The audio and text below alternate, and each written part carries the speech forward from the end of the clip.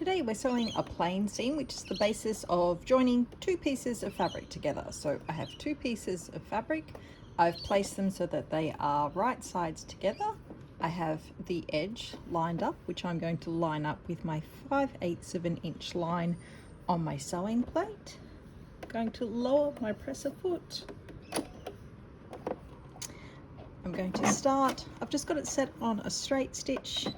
Once I've started a little bit, I'm going to do some reversing, come all the way down the seam. Just going to get rid of, this was my starting off thread, so it's just got caught up, so I'm just going to get rid of that.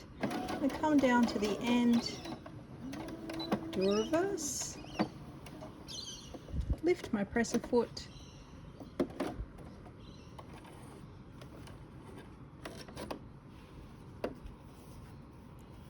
and I've made a plain seam. So joined the two pieces of fabric together.